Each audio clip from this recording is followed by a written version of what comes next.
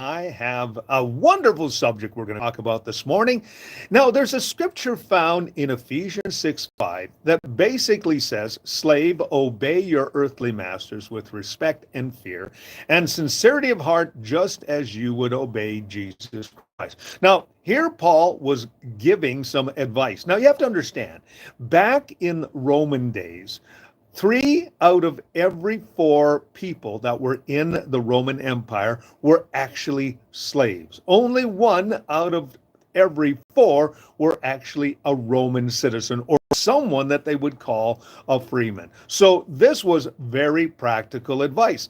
Now, today, of course, many of us, we go to day-to-day jobs.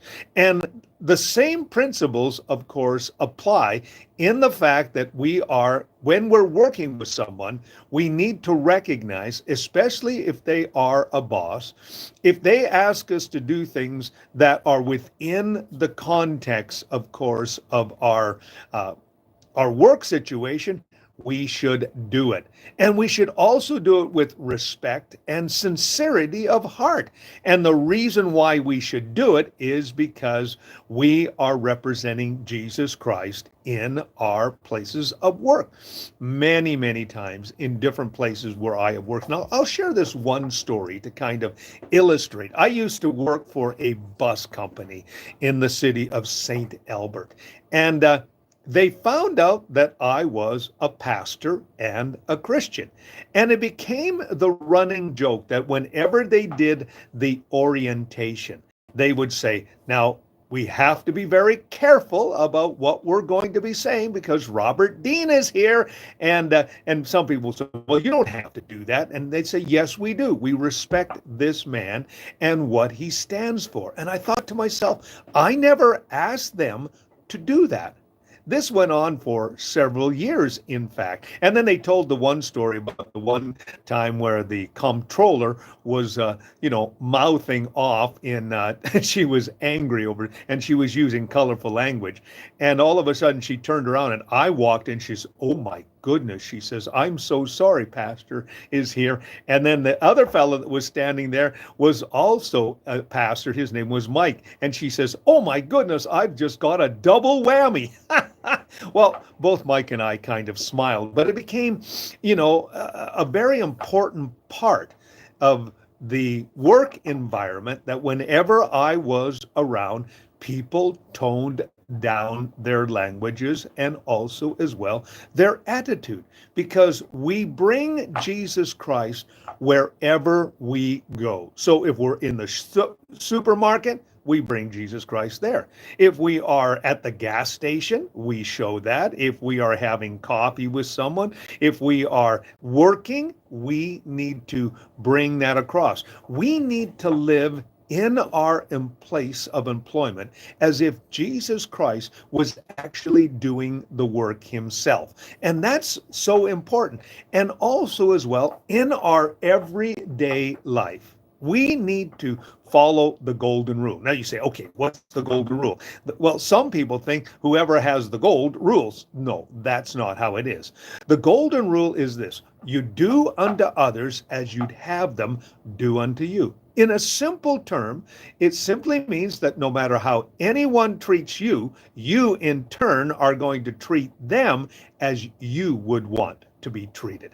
And that's very, very important, because when we come into every situation with that attitude, it absolutely changes the narrative. It changes our life story, because the simple fact is we want to be treated in certain matters. And so in turn, we're going to treat people like we would want to be treated. Okay, so it really does reflect. So it makes you think about what you're going to say. It makes you think about how you are going to act, how you are going to respond to certain situations. Because if you want to be treated that way, then you respond that way. It's pretty simple, straightforward sort of stuff. So whether it's your workplace, whether it is in your home, whether it is, of course, in the marketplace, wherever it is, treat people the way that you would want to be treated. Now, one of the things that often happens to us in our own homes, we get this kind of idea, well, I can be myself. And so we kind of lower our standards. I really think that that's, a real problem, because all of a sudden, if we get mad and we start treating our spouse or our kids a certain way, and we don't really realize the emotional damage that we can do. You say, well, is there any place that I can, be myself, whatever that looks like? Well, I often tell people, listen, you know what? You need to be the same person in private as you are in public. Now, Gordon MacDonald gave us a really great piece of advice when he said, what you need to do is order your private world. That means that when you get up in the morning, you spend some time with the Lord. You say, okay, Lord, I'm going to be going out into a real world today. Now, unless, of course, you're a hermit or a monk or a nun, you're going to pretty well rub shoulders with people. And so it is very important that you decide, even before you leave your place of prayer or head out into the world, the action and attitudes that you want to express. Now, I'm not saying that there isn't going to be stressful situations, okay? I'm not going to say that there are going to be, unpleasant activities and unpleasant things that may happen to you. But if you've already predetermined what you're going to do and how you're going to react, you know what you're going to do? You're going to take a moment. You're just going to step back for just a moment. And you're going to think, okay, let's deal with this. I've told this story before, but I think it reiterates kind of a thought. One of my very first accidents was I was traveling down a street in Edmonton, 116th Street, and we had just gone to the 7-Eleven, my wife and I. She wasn't my wife at the time, but she was my girlfriend. And we were traveling down the street, and all of a sudden this car pulls out in front of us and smashes into us. Well, that wasn't very fun. The guy comes out, and he is livid, and he is angry. And I come out of the car, and I say, well, it looks like we met by accident. As soon as I said that, it de-escalated the whole situation. You can de-escalate or escalate a situation depending on your attitude. I know that sometimes you think, I gotta say something, I gotta do something. Doesn't necessarily mean that. You have to think through what you are about to do, because sometimes escalations of situations can put you into a dangerous situation. So remember that.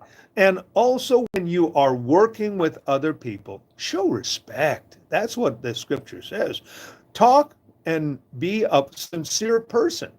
Be a person that people want to be like. A person that people say, I want to be like them, because I've seen their reaction. Years ago, my brother's wedding was going on, and everybody was going, woo! And I remember I was really cool and calm. And this one lady walks and says, how can you be so cool? I said, well, it's quite easy. It's my brother's wedding. It's not mine. All I have to do is stand at the door and, escort people in, because I was the usher at the wedding.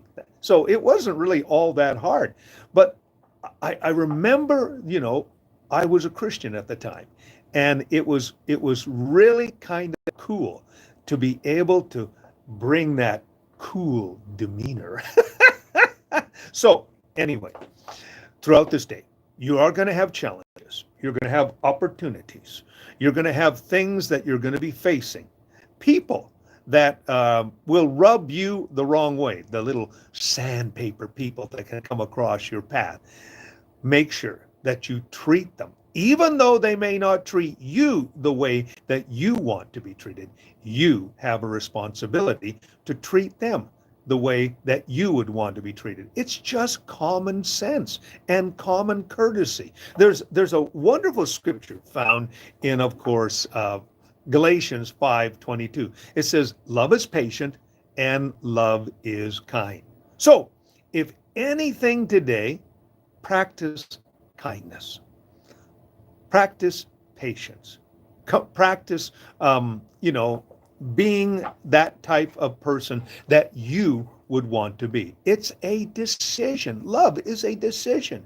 Reactions are a decision. You and I can just step back for a moment. And I want to tell you, you can make an instantaneous decision. If you're driving down the road, like today in my particular area, we have a lot of snow and the roads are kind of precarious.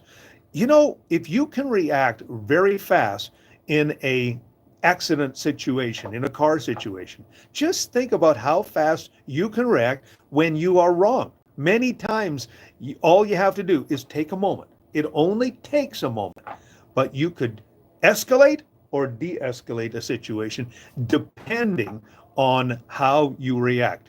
If you've already decided to be proactive instead of reactive, you know what? It can change the narrative of every situation. Just think about that. And also remember that kindness is always the best option. It's a little thought for you today. Well, my name is Robert Dean Steele. If you like what you've been hearing and seeing, I always encourage you to press the like button and subscribe to my YouTube channel.